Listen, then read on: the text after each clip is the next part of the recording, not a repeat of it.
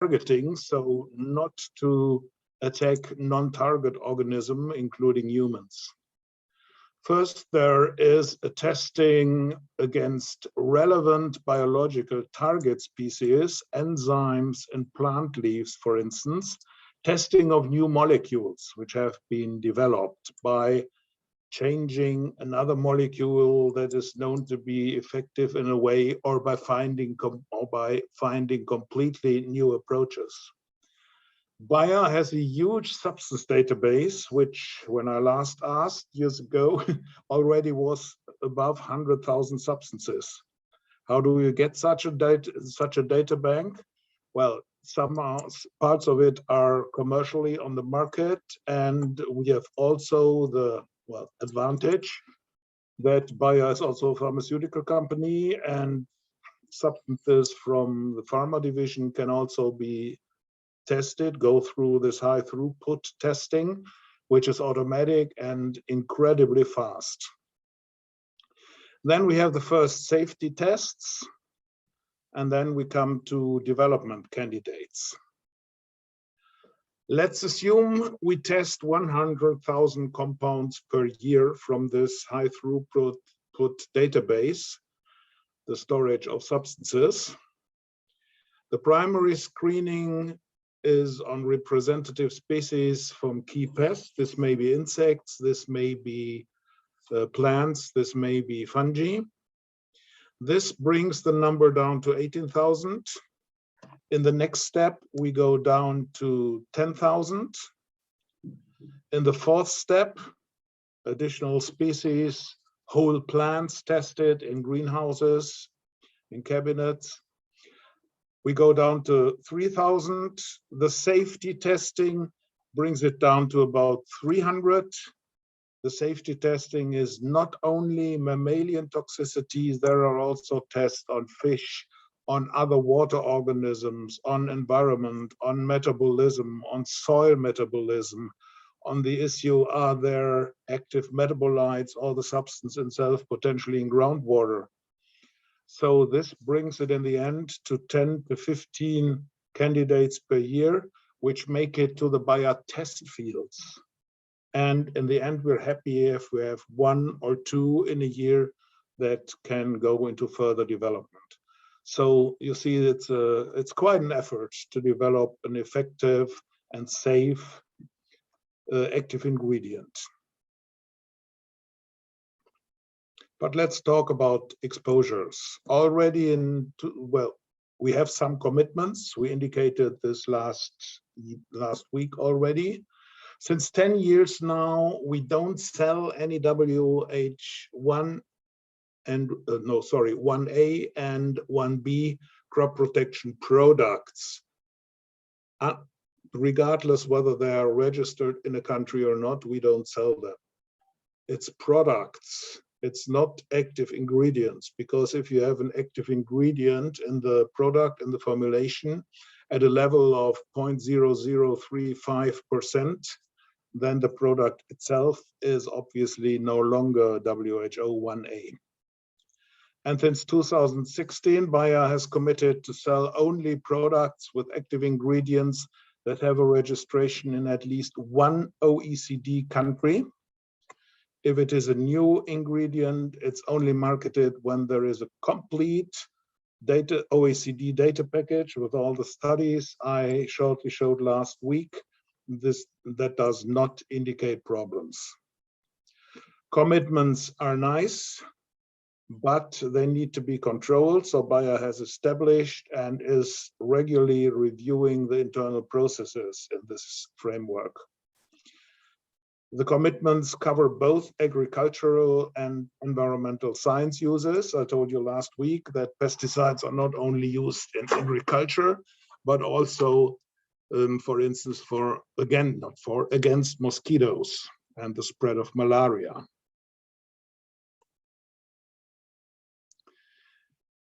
Bayer also has committed to make sure that there are adequate programs to train and instruct both Bayer employees and customers about responsible management of Bayer products throughout all of the life cycle.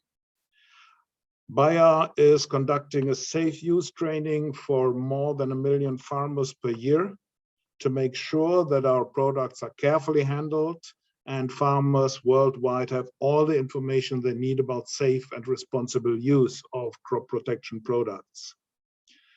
We also have a dress code online. This is something in the making. Kenya actually is not yet in, so later I used an example from Malaysia, which focuses on PPE recommendations, and we'll talk about this a bit later. And we're promoting professional crop product applicators to make sure that the spraying and the application is done by trained and certified professional operators, so fewer untrained farmers will have to use pesticides. There is actually an example for this in cooperation with industry associations. In Africa, a training and certification of farmers to apply crop protection products, and then they hire out their services to fellow farmers. So the single farmer no longer has to spray the pesticides, but he can call in a specialist. This also has the advantage that not all the pesticides have to be stored on the farms, but can be stored centrally by these spray specialists. Another example in Africa, in cooperation with governments, the FAO, donors, and private sector, is desert locust control. Sorry. I addressed this last week as one of the issues why pesticides are needed. So there is regular monitoring of the breeding areas to early enough detect formation of hopper bands and swarms. The hopper bands are the locusts without wings on the ground, and the swarms obviously fly around. Pesticides are applied by airplanes or helicopters to quickly knock down swarms. And it must be ensured that they are used in the right amounts, at the right time, at the right place. Well, and this is done in large corporations to control the locusts, who, as I told you as an example last week, even have destroyed complete harvests in Europe some centuries ago. What is addressed in our safe use trainings? As I said, more than 1 million people, and active in 3 regions, Asia Pacific, Europe, Middle East, Africa, and Latin America. Safe application, safe transport, safe storage, but also first aid, safe disposal, protective equipment, PPE, and spill management. At the moment, we still have an important focus on APEC. You see alone there, we have more than 1 million people trained. In LATAM, it's less, and there is a lot of room for improvement in EMEA, in particular also in Africa, but we're spreading the program continuously. So before long, Africa will be in too. Product stewardship is in charge to ensure the safety and the responsible use in the actual application phase of products. So the product life cycle starts with research and development, then the active ingredient is produced, the formulation developed, packaging, storage, transport is the next step. Then we have marketing, branding, sales, distribution. Integrated pest management and resistance management is done in part by us, by product stewardship, and in part by biology. But things like responsible use, container management, and disposal of obsolete stocks are clearly in the field of crop protection stewardship. And this is done for all, well, products, offers of Bayer, seeds and traits, biologics, crop protection products, and services like digital farming. We have a module handbook, a safe use handbook. This is in the framework of the Good Agricultural Practice program and supports the certification of farmers in the framework of GAP, because international food companies in many cases only buy from GAP certified farmers. We have 5 rules to follow for farmers to ensure their and others' safety. So always be cautious, avoid contamination with pesticides of yourself, others, and or the environment. Wash your hands before you take the gloves off. So wash your hands with the gloves, and then it's a good idea to wash them again without the gloves. But first, clean the gloves. And obviously, do not drink, eat, or smoke while handling pesticides. Always, second finger, second digit, always read the product label. Seek expert help if there are questions. In the countries, Bayer usually has a helpline where you can call. Other companies, clearly they have this too. Always keep pesticides locked away without contact to food, to feed, to children, animals, and other people. You're called bystanders. I mentioned very shortly, we used to have a program in South Asia with boxes with a key only for the housewives to avoid farmers, if being both desperate and drunk, to ingest pesticides. Always wear your personal protective equipment. You find this on the products, on the labels, and we have also buyer advice on this. There certainly is also advice from the industry associations like CropLife International and also from governmental institutions. And keep your application equipment calibrated and well maintained. You don't want to waste unnecessary pesticides because the equipment is uncalibrated and the spraying is off limits. And well, it should be well maintained. You also don't want to apply too little so that the pests are not gone. You only further or improve the resistances of the pests with that. In case of contamination, undress. That's not the right point in time to be shy. Shower, wash, whatever you have available as soon as possible, and have the emergency numbers, for instance, poison control centers or rural dispensaries or small hospitals available. If there's a spillage, there are 3 C's. Control, this is stop the spill, contain the spill, so that it's not spreading any further, and then clean up the spill. There is a very nice safe use practices booklet. You see a QR code here, and I tested it this morning. You can read it with your mobile phone and then get a Google.com address where you can go through this presentation. It's not possible, obviously, to print it, but you can see it online and go through it. And the other picture is the title page of this booklet. This addresses all the situations that you come into when using pesticides, from loading and mixing, application, equipment cleaning, re-entry, everything. Personal protection is important. You see a picture how pesticides, and in the 1950s, we were talking about things like DDT or organophosphates, have been applied in Germany like 50 years ago. You don't see long sleeves, you don't see filter masks. So this is not how it should be done. The pictures from Vietnam, depending on the products, are much better. On the right side, the picture, obviously the product is less toxic because he has, well, long sleeves, long trousers. He has a filter mask on, and the guy to the left even has a protective coverall. This depends on the product that is being sprayed.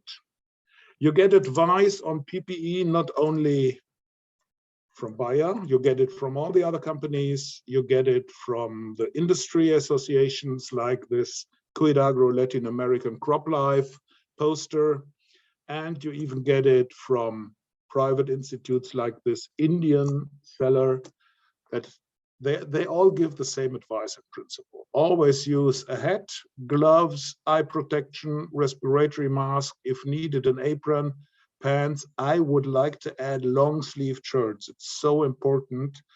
Also in my own experience, we'll come to that later, my own experience. For mixing and loading, or measuring mixing and loading, the requirements for PPE are higher. For pesticide application, you may need a respiratory protection, a mask, but in any case, long sleeve shirts, long trousers, boots, and sturdy gloves. Similar when you're washing and cleaning the sprayer, then you even need very good eye protection, like this face visor on this little man. It's quite similar what you see here for India. It's in Hindi, but well, it's easy to see the safety glasses, an apron, gloves, and a filter mask. This obviously is supposed to be an FFP2 mask. Well, we're all used to using them since about 2 years now. I told you there is a Bayer dress code. I took as an example the country of Malaysia, which seemed to me the most comparable one to Kenya at the moment in this dress code. A low crop, so like soybeans, not oranges above your head, a backpack sprayer, not a spray boom on a tractor, and an insecticide.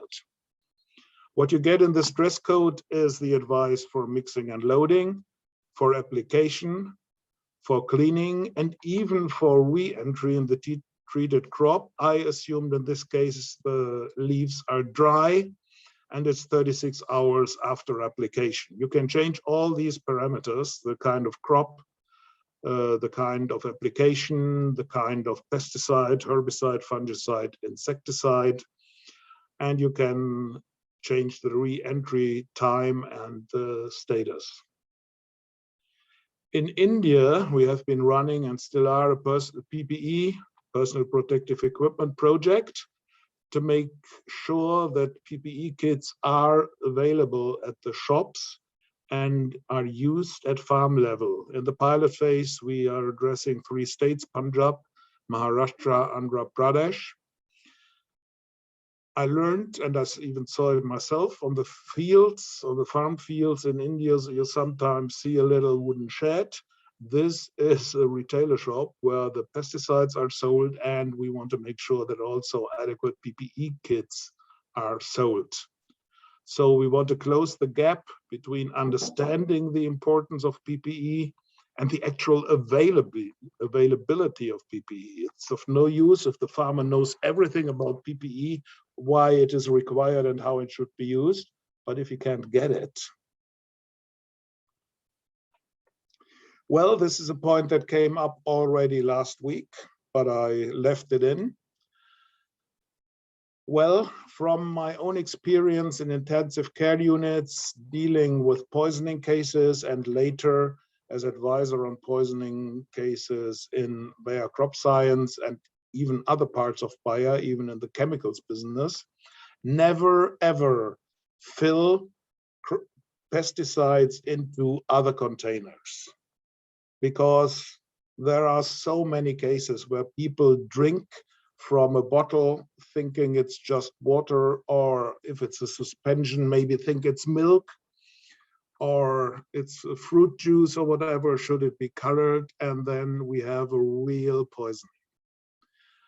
Same, the bottles are very nice and sturdy. We discussed this last week. They're not supposed to leak.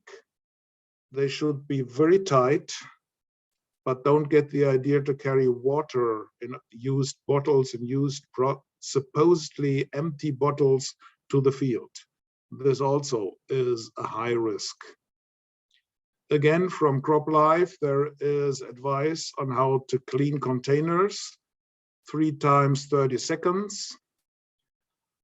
Let it empty for 30 seconds after you think it's empty into a spray tank, not into the open, not into the soil, or even on your field or your neighbor's field or whatever, just empty it into a spray tank. Then fill it a quarter with water, shake it for 30 seconds, and then empty it for 30 seconds again. And my advice as crop life advice in such cases is destroy the container, puncture it with a chisel if you don't have anything else, or with a knife or with a screwdriver, but puncture it. So at least the second issue, drinks in used containers, is ruled out.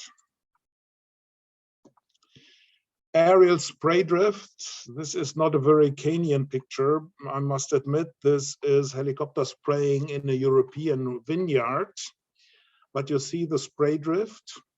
And if drift reduction nozzles are used, the spray is going only where it is supposed to go. There are similar spray nozzles to reduce the spray drift on tractor boom. On the right side, it's without the nozzles. On the left side, it is with the injector nozzles. So you get far less spray that can drift away and contaminate bystanders or the neighbor's field, for instance. Another way to reduce pesticide exposures is seed treatment. We're not talking about traits or hybrid seeds or something like that, but treated seeds. This means that the seeds are covered in a real production process with a layer of what is needed, an insecticide or a fungicide, or maybe both. In the beginning, there's a contact effect against soil pests like nematodes or ascarids. As the plant begins to sprout, there is still the control of soil pests, but later there is an uptake of the pesticides into the plant so that foliar pests are also controlled, so like biting insects, biting, sucking insects, or fungi. This reduces the application rate. If we look at treatment of a whole field, per hectare, compared to seed treatment, the rate is 10 times as high, or other way around, seed treatment requires only 1/10 of the amount of pesticide for application. And the treated area, it's more impressive to see this here. The whole field, this is a hectare, 10,000 square meters. If there's a furrow treatment just beside the rows of plants with granules, it would be 500 square meters. And with seed treatment, you treat only 58 square meters, so nearly the 20th, no, 200th. Also, the seed treatment, the use of treated seeds contributes to sustainability. Usually there are 5 spray sessions, at least here in Europe, and for wheat, which is on the picture, 2 times for the emerging plant, and 3 more times as the plant is growing. So it's 5, and no less than 4 of them can be spared by seed treatment. Modern seed treatment, with modern seed treatment, you would need at maximum 1 spray application. Well, and let's talk a bit about the future. Drone application seems to be a thing of the future. Yes, drones are expensive, but the more they are used, the less expensive they become. And they have big advantages. The efficacy is comparable or better than manual spraying. It's more efficient, 30 times faster, so you save a lot of time. And it's labor saving. Labor shortage is overcome, or may be overcome in the future. It needs far less water, only 3% compared to manual application. The costs are reduced. It becomes 50% cheaper, and the operator is standing beside the field and is steering the drone from a remote control desk. So exposure is much lower, which reduces the PPE requirements compared to manual application. Also, a thing of the future is to check by drones whether there is an infestation with insects or fungi or a corner with many herbicides in some area of the field. Then you can spray this one, and don't have to spray all of your field. But well, this certainly for many countries, even here over in Europe, it is more a thing of the future than of the present. But well, it's on the doorwell, so to say. If you're interested in agriculture-related topics, safe use, modern technology, but also smallholder farming, Bayer has its own YouTube channel that you can take a look at. At the same time, you can be invited, you can use this as invitation to our webinars in the Bayer Safe Use Ambassador Program, which, like Vinay explained last week, is ongoing not only for medical personnel, like our sessions, but also for agricultural experts. Exposures and poisonings. I told you not each and any exposure is poisoning. I have to admit, even after a very thorough search by not only me, but at least 3 more people around me, we have numbers, and these are an estimate from 2004. Back then, there were about 3 million pesticide poisonings per year and more than 250,000 fatalities. Pesticides were the cause, well, this is not the right word, were the instrument of 1 of 3 suicides globally. Because the suicidal people do not commit suicide because there are pesticides, but they use pesticides because they want to commit suicide. There is no really reliable, more recent information. I'm aware of other publications, also very recent one, which even have much higher numbers, but they include everything from a slight skin irritation, which certainly is not really a poisoning, but leave out the suicides. What I found, for instance, in India, the number of pesticide poisonings has been going down since 2016, after leveling out before that since about 2009. It would be great if this should continue. Occupational poisonings most often happen over the dermal route, contact of unprotected skin of face, hands, forearms, you remember the long sleeve shirts, neck and chest. Sorry again. Inhalation poisoning is possible less during field application, only if you stand, what is that, leeward of the wind? During, no, the other side, not leeward, in the wind direction, and are blown with the spray cloud you're producing yourself. But it's possible in enclosed areas like greenhouses or unprotected tractor cabs that don't have a filter or are even open. These are the roads of exposure. Dermal, the uptake depends on the substance. It was quite good, unfortunately, for organophosphates. For newer active ingredients, it is in practically in all cases I have seen and addressed low by this route. Poisoning is possible via the dermal route with organophosphates, even in medical personnel caring for the patients. Solvents that cause a spreading on the skin, like dimethyl sulfoxide, DMSO, can influence the uptake by distributing the pesticide active ingredient over a larger surface. Aerosols and dusts can be inhaled, we just talked about that, but both dermal absorption and inhalation can be easily reduced and avoided using adequate clothing and PPE and good technical equipment. Ingestions, well, they are very rare. From my experience in the chemical plants of Bayer, not only pesticide plants, but all the chemical plants in the 90s, this was never more than a few drops that sprayed into the mouth.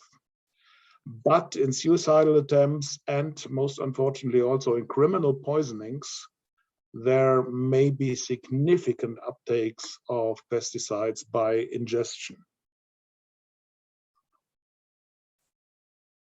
Before really addressing signs and symptoms of exposures, 3 important considerations. I told you last week, and I'm saying it again now, Symptoms may be caused by formulation ingredients other than the active ingredient. If we look at a very old pyrethroid formulation with like 1% active ingredient, but 89% of xylene, nausea, dizziness, and headache probably will be caused by the solvent, not by the small amount of pyrethroid in the product. Second point, combinations of ingredients can influence effects and toxicity. One example is that carbamates can inhibit the metabolism of pyrethroids by blocking the esterases that usually metabolize the pyrethroids. And the third thing, and this is very important, only a few active ingredients cause typical combinations of symptoms and signs. That is called nowadays toxidrome. Organophosphates and carbamates cause a cholinergic syndrome by enzyme inhibition, more on this next week, with typical symptoms of bradycardia, wheezing, diaphoresis or sweating, meiosis or pinpoint pupils, diarrhea, and increased salivation. Tiram and other dithiocarbanates can cause alcohol intolerance, like antabus, which has been used to wean alcoholics from alcohol, again by enzyme inhibition. And pyrethroids cause a typical cold burn of the skin. We'll come to this a bit later in this presentation. But most pesticide-related signs and symptoms are similar to common medical conditions. This means you will need, as a physician, a complete and detailed environmental and occupational history. This is essential to correctly diagnose the pesticide poisoning. And you should ask a few screening questions, which are one of the next slides, in addition to maybe a typical health questionnaire that is used in your hospital anyhow. And on the right side, you see something very dear to my heart, an EPA, Environmental Protection Agency, USA, booklet on recognition and management of pesticide poisoning. This has been very useful also for me in preparation of this presentation. So you can access it on the EPA page and you get the full text of the book for free. Actually, I have it now as a self-made printout. So what do you want to ask? How to diagnose pesticide poisoning? This can only be circumstantial. There is no real proof. Well, to some degree there is, but usually too late to decide upon the treatment. Type and time of the exposure, what pesticide?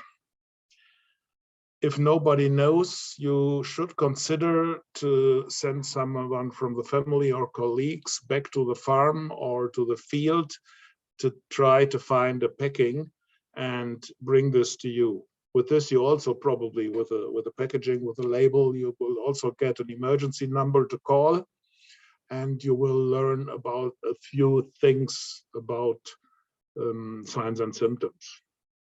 What was the route of exposure? Was it swallowed? Was it on the skin? Was it inhaled? If ingestion, how much?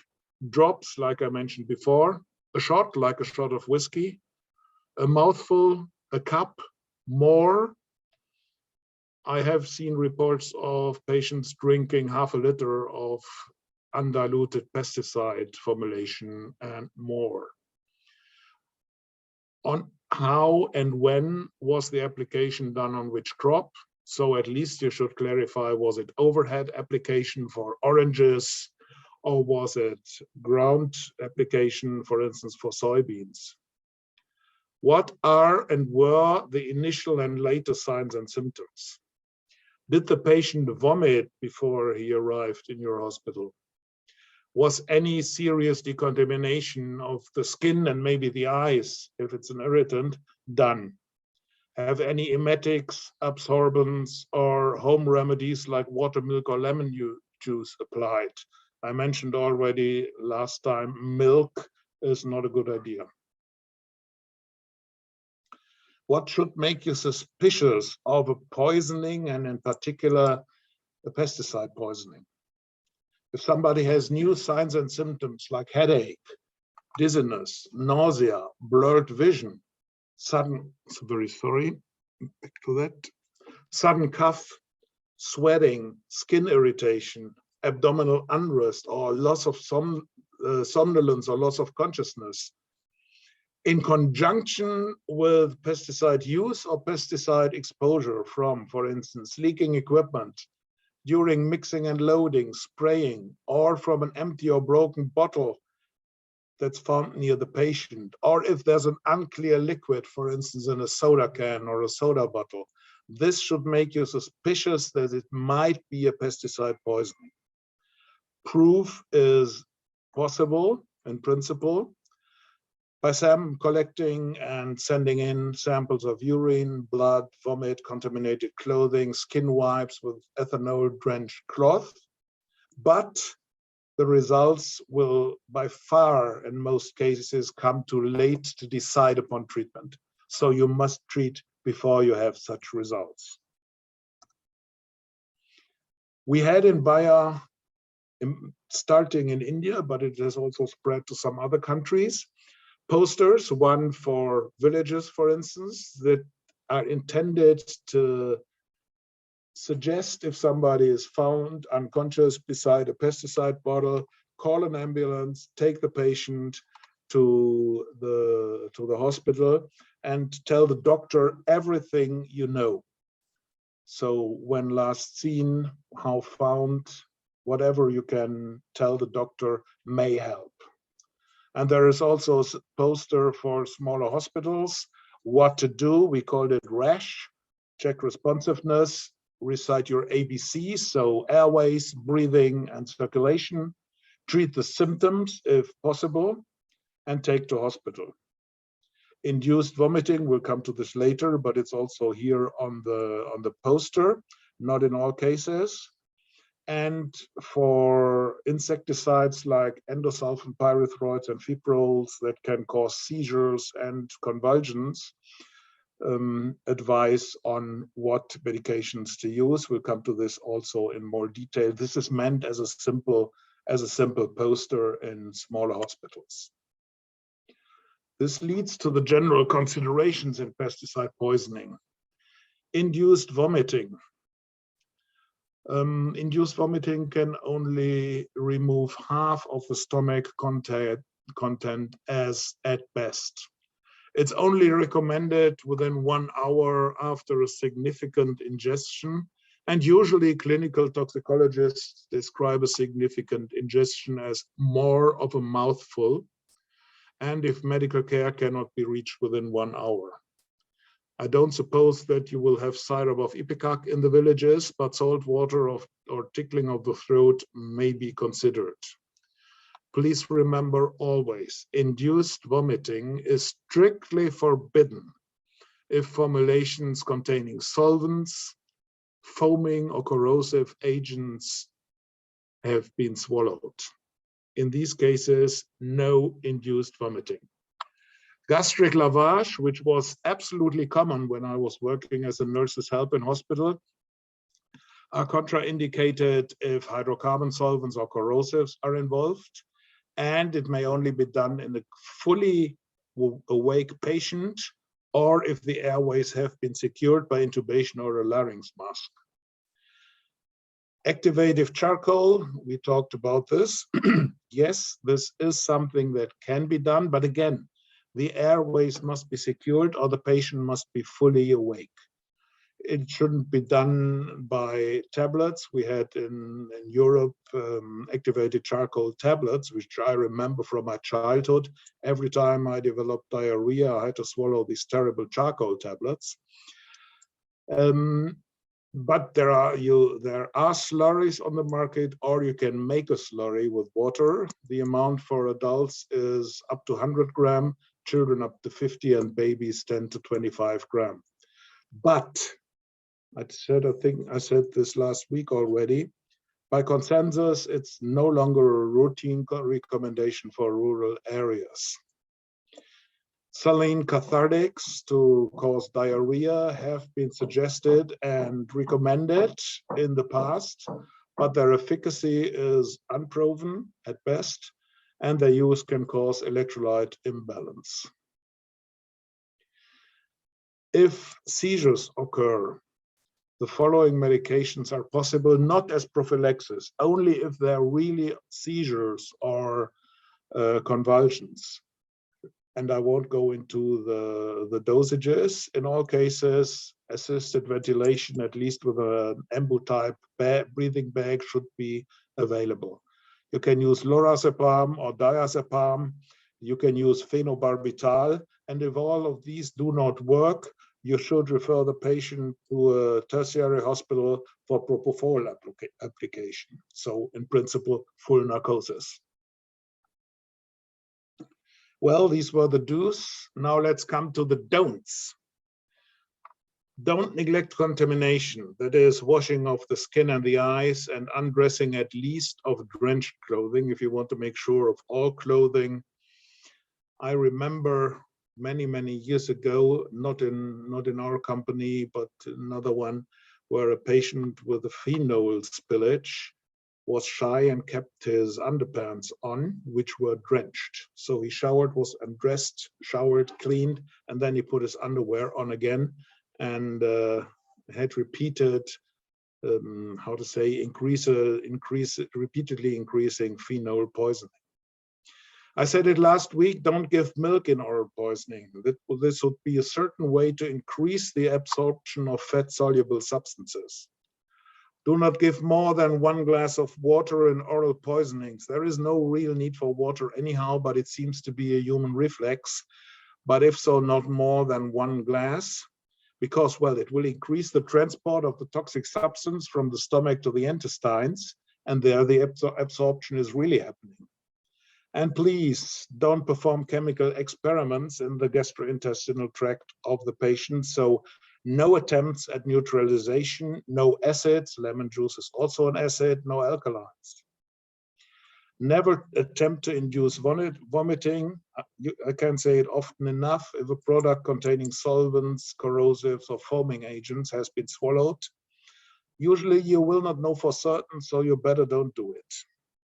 And also important for all kinds of poisonings, do not try to keep the patient at home and take him or her to hospital only then when things get critical. Bring the patient to hospital, to medical care as soon as possible instead. Protection of medical personnel. Personal experience tells all of us that we are not invulnerable, which is very unfair. I think physicians should, by job, be immune against infectious diseases, for instance, and also against poisonings. But toxic substances are toxic for everyone, also for us. No nurse, no doctor, no helper is immune against toxins. The risks from the side of the patient come from substances on the skin, excretion through skin and exhaled air, and vomit. In the mid-70s, when I was studying, I earned some money working night shifts in an intensive care unit as a nurse's help.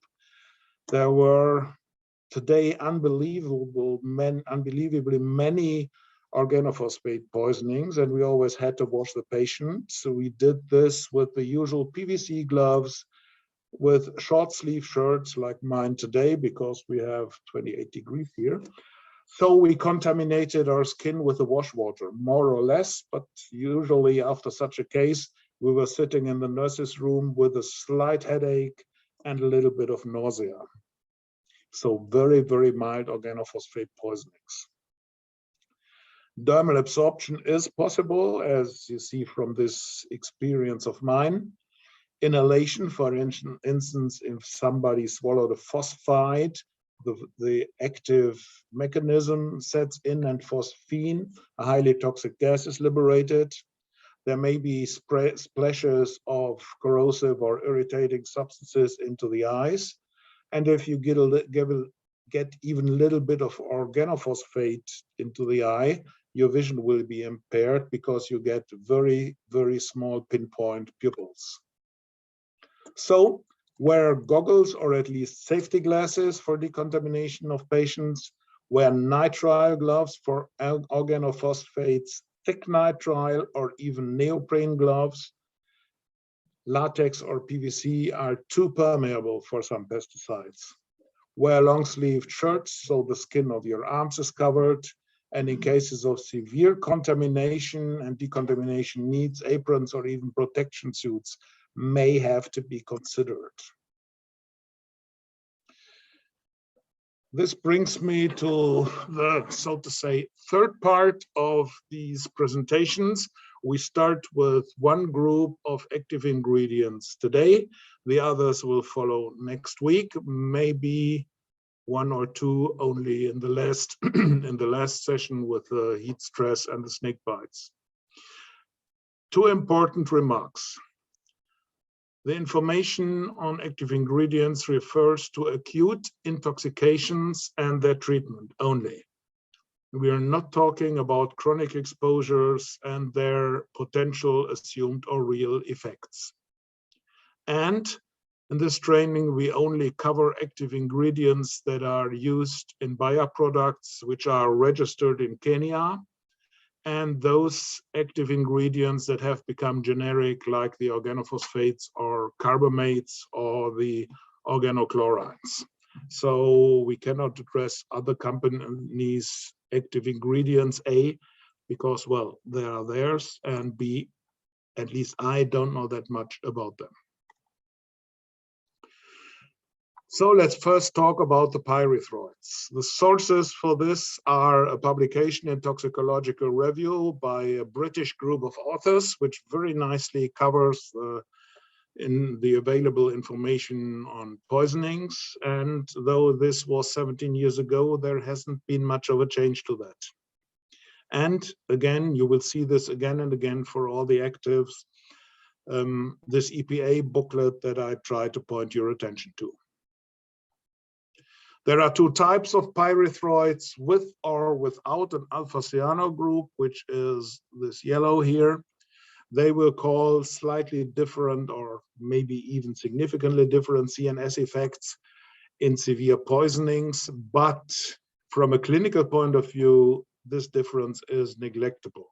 Usually the effects of the alpha-cyano pyrethroids are somewhat more severe and they are lasting longer. What many people having to handle pyrethroids not know is the so-called cold burn. Sometimes it's named paresthesia or irritation, which is a very first symptom. This cold burn, this is important, is not a general, not a systemic poisoning. One of the arrows went to the wrong place, very sorry for that.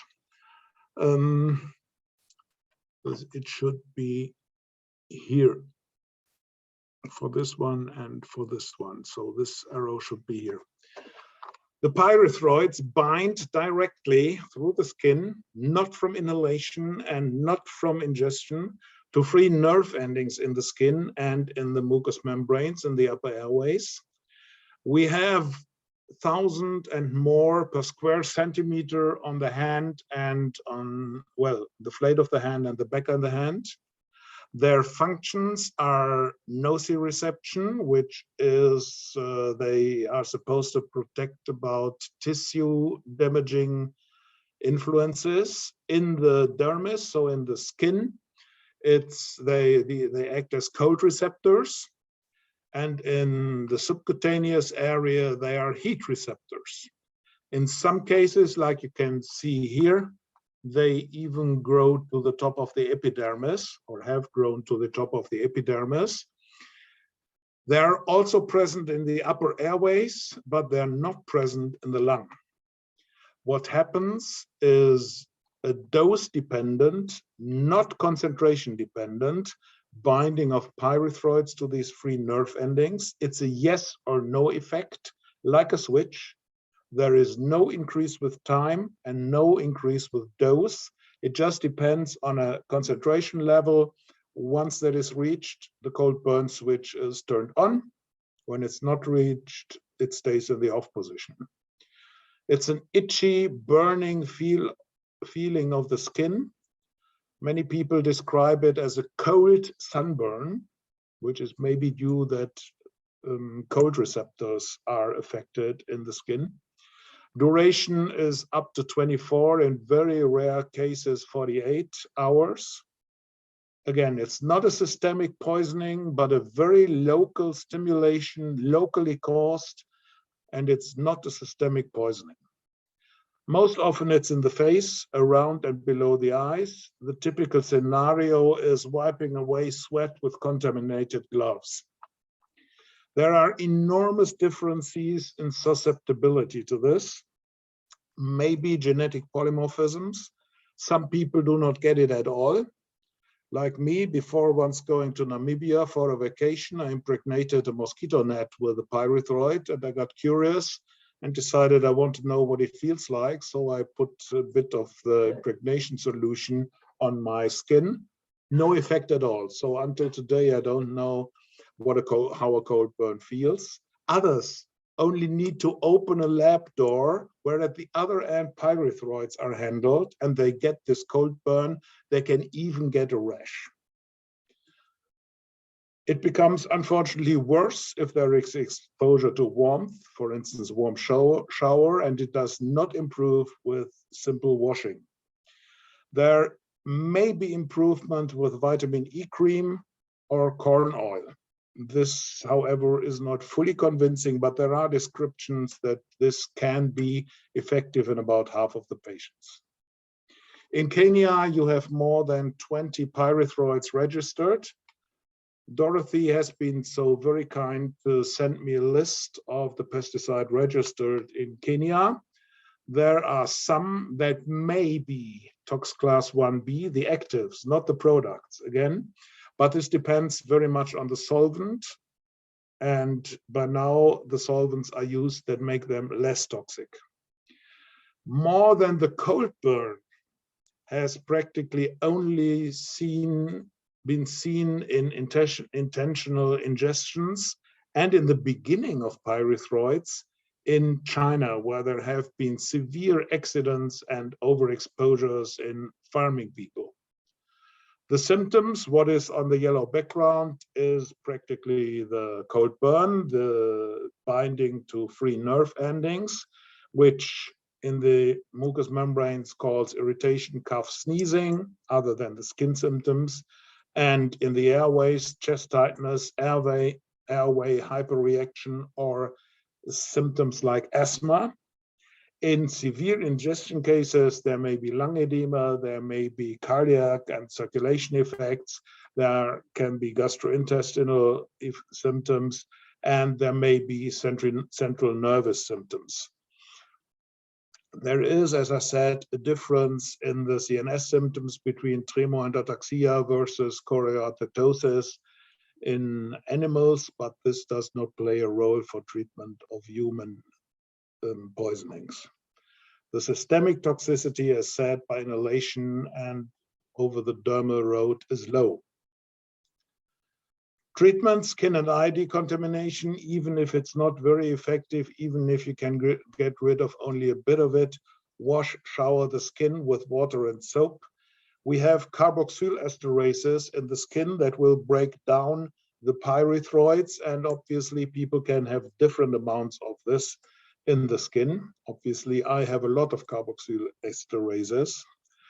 Induced vomiting only if more than a handful of concentrate, so not the spray solution of concentrate, has been ingested less than an hour ago and the patient is fully conscious.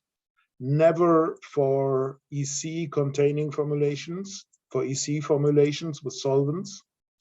Gastric lavage only in case of life-threatening amounts and within the first 60 minutes, so if a whole bottle has been drunk. Application of activated charcoal, yes, as described before, and cathartics are not generally recommended. There is no antidote. You will hear this for most of the active ingredients next week from me. because there simply is no antidote. So you treat symptomatically. In cases of seizures and convulsions, as described, benzodiazepine or phenobarbital, and as last resort, propofol can and should be given. Source is again this article in Toxicology Reviews and the EPA book. Well, this concludes this part of the session, but I won't stop without referring you again to the Pharmacy and Poisons Board Kenya, to the Pest Control Products Board, to the Agrochemicals Association of Kenya, and to the Toxicology Society of Kenya. As I learned, there will soon be a new central poison control center. I hope maybe in the next session we will have the contact data of that one. And we have a Facebook group. I said this last week too, for the BioSafe Use Ambassador Program. It's also intended to be as an exchange platform.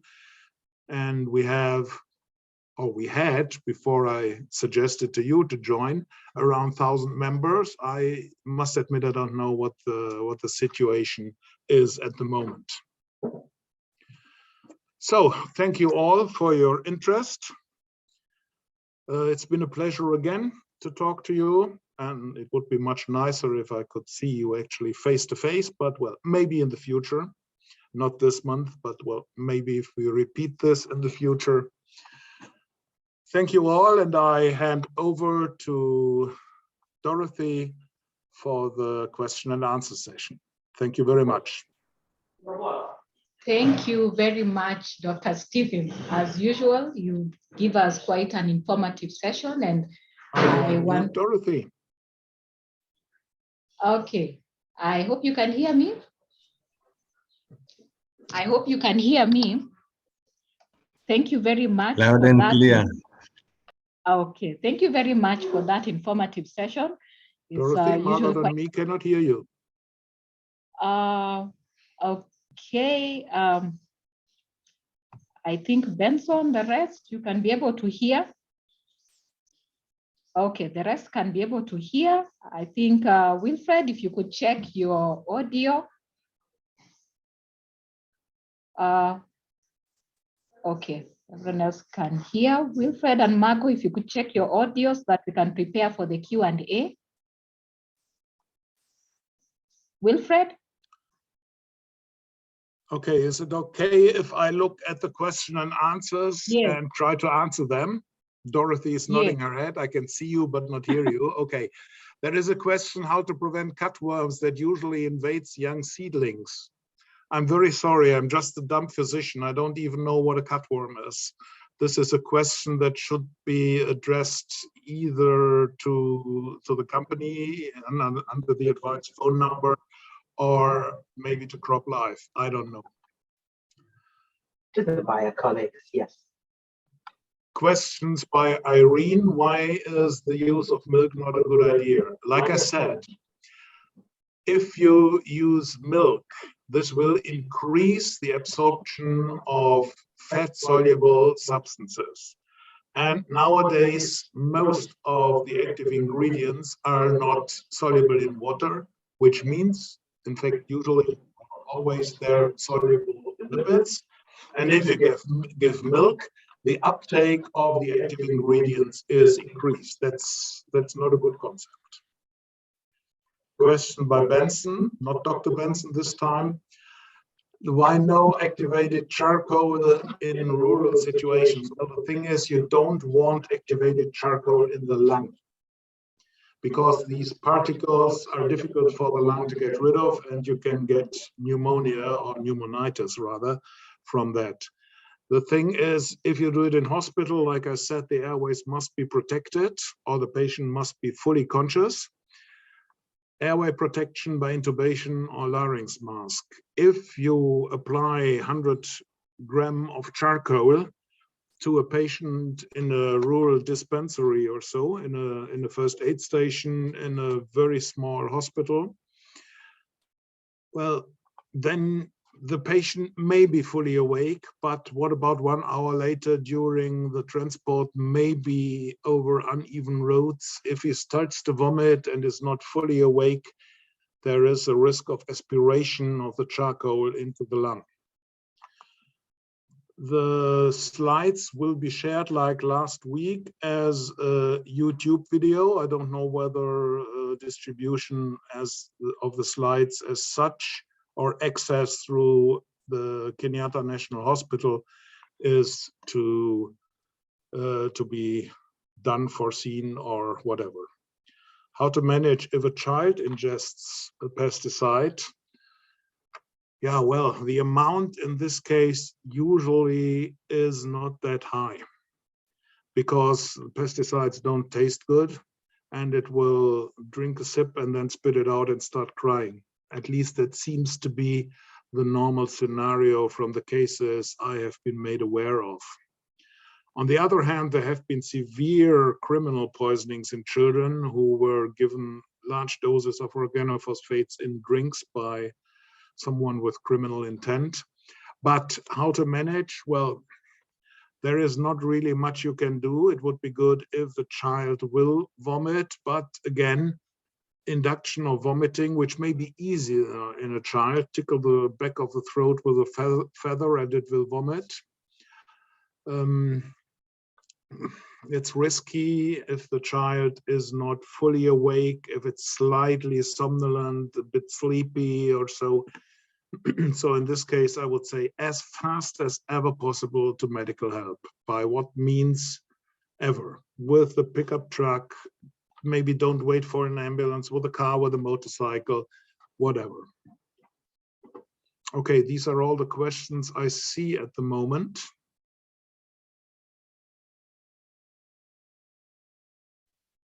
Thank you. Okay, I want to the common salt.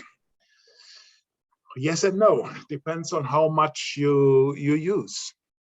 If you remember last week, the slide where I showed that salt itself is poisonous, you certainly will not give that much. You will give a higher amount of salt than seawater or physiological saline to the patient.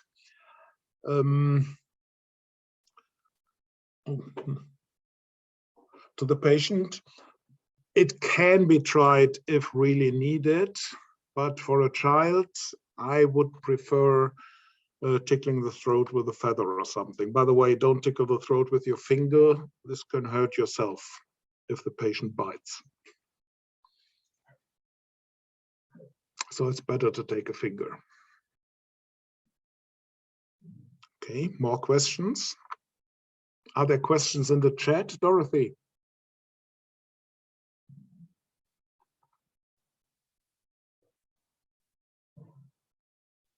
Can you hear me now, Wilfred? Are you able to hear me? I'd wanted to ask if no, okay, but Margot thank you for the nice comments. Can Margot be able to comment on the cutworm, or can we give that question to Evelyn or Benson? Nor can Margot. Did I do something wrong? I don't think so. Okay. I think I will chat Wilfred on that one, but if Benson, could you be able to respond to 1 minute? Yes. if you can respond to the cutworm question of how we are going to be able to handle cutworm for the one who asked. Yes, thank you, Daktari. Cutworms are soil pests, and they usually attack the young crops. Earlier in Wilfried's presentation, he had described the protective nature of seed dressing, and that is why it is important to use dressed seeds that offer that protection. In the event that you are using seedlings from a source without the dressing, then you can visit your agro dealer and they can give you products that can be used for either soil drenching or application while you are transplanting the seeds. Yeah, it's that simple. And remember to wear PPE when applying such. Okay, thank you for addressing that. The question regarding, I've seen a lot of questions asking about the slides. The routine, the standard in Kenyatta is that you can be able to get the presentations by just going back to the webinar page. I want to request research and program to just be able to display that slide of going to the webinar page and be able to access the previous presentation. We routinely don't send the slides to individuals. We consider it respecting intellectual property. However, if a presenter does not mind being able to giving their slides to be able to share, the same would actually just be uploaded on the KNH website for you to download, and you'll not find us actually sending the slides individually. We'll put it on the KNH repository and you can be able to access it from there. Wilfred and Margot, are you able to hear me now, or can you hear? Yes, yes. On the last thing you said, Dorothy, just talk to Margot, and I think we would be okay with uploading the slides. They're on YouTube anyhow, so why say no for keeping them on the that's awesome. slide? Thank you. And there was a question asking about the link to the book on pesticide, the EPA book on pesticide poisoning. Yes. If you could be able to share that, either you could indicate the link on the chat, or you could email it so that when we send the communication for future events, we can share that as well, or even include it on the site. And would be excited actually, at least for all those who joined today, if we can have the slides, then we can be able to have that put on the KNH website and people can download that at their leisure. Yeah. So if I look at the chat box, I am just seeing a lot of appreciation for the presentation. And I think you've answered majority of the questions. There's a lot of thank you, a lot of appreciation for the presentation. I don't see any other questions. There's a question about nursing process. Okay, we have not addressed nursing process. We have focused on just building our information with regards to exactly pesticide use and particularly safe pesticide use. We have been, when we look at One Health approach, a number of times we think about it in terms of using of antimicrobial agents safely in human health, animal health, and in agricultural sector. But we forget the important aspect that we also use pesticides in our agricultural sector, and these pesticides can harm us. We also forget sometimes that we are also not invincible. And when we are offering care to our patients, that at the same time, we can actually get harm from this care when we are decontaminating a patient and we expose ourselves to the same. There's a question here, are chemicals used in termite and those used in cattle dip among the controlled chemicals and pesticides? I don't know whether Margot or Benson. Benson, would you'd like to pick that question? Are chemicals used in termite and those used in cattle dip among the controlled chemicals and pesticides? Yeah, thanks, Daktari. The restriction of pesticides, according to the regulator, who are pest control products, both.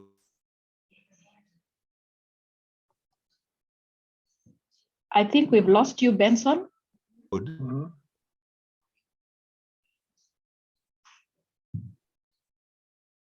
Benson, we seem to have lost you, or is it just me? Depend on the toxicity color band. Hello, can you hear me? Yes. Okay, let me reload and get back. Can you hear me now? Yeah, yes. Can hear you. Okay, thank you. Yes, I was saying the toxicity color band defines the restriction of products and where they can be used. For some of the products used in cattle dips, if it has a red color band, then it means it is a restricted product. But if it has a yellow color band, it means that it still has some high toxicity, but it can be used safely as long as the label recommendations are followed. So the restriction applies only to the red color band, which are class 1A and class 1B products. So whether it is for termite control or for tick control or any other post-harvest applications, the color band is what will determine the restrictions. Thank you. There's also a question asking which is the best chemical to destroy bed bugs.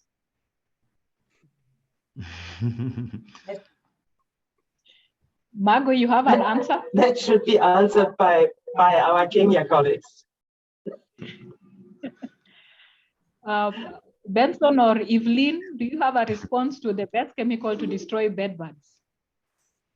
I would say that the best chemical is the one that has been registered for bed bug control as per Pest Control Products Board. You will find that Irene Kamanja says diazinon is one of them. As long as the product has been registered with the Pest Control Products Board for that particular purpose, then it is a good product. The problem arises when the consumers make off-label use of the product. For example, a product that has been maybe proven for tick management is now being used for bed bug management. They might be the same active ingredient, but with different formulations and concentrations. So it's important to always consult the label whether the product has been registered. The same with last week. If you visit pcpb.go.ke, they have a list of registered products, and you can even search by the target pest that you want to control. So always use a registered product because they have been tested for efficacy, and always follow the label recommendations on the dosage rate and the withdrawal periods. Thank you. I see for those who have not seen, the link for the book is on the chat section. You can pick that link. Lynn, you had a comment to add? Yeah, Was I just that wanted Evelyn to or add a bit of what. Yes, Evelyn here. Sorry. I represent CropLife Africa Middle East, the manufacturers of pesticides within the region. So just to add on to what Wilfred has talked about this afternoon, I just want to reiterate that most of our farmers are undergoing currently training on how to handle pesticides in an effective way and in the most responsible way. We call that responsible handling of pesticides. And the farmers are really made aware that the products that they are using are poisonous, and they need to handle them well. And I know we are maybe a majority of the people we are addressing today are doctors, but still you end up handling pesticides, especially when you're handling, for example, public health control pesticides in your houses. And some of them are farmers, they still end up using pesticides. It's important that we are aware of the key points that Wilfred has talked about in terms of responsible use of handling pesticides, especially when it comes to wearing of PPE.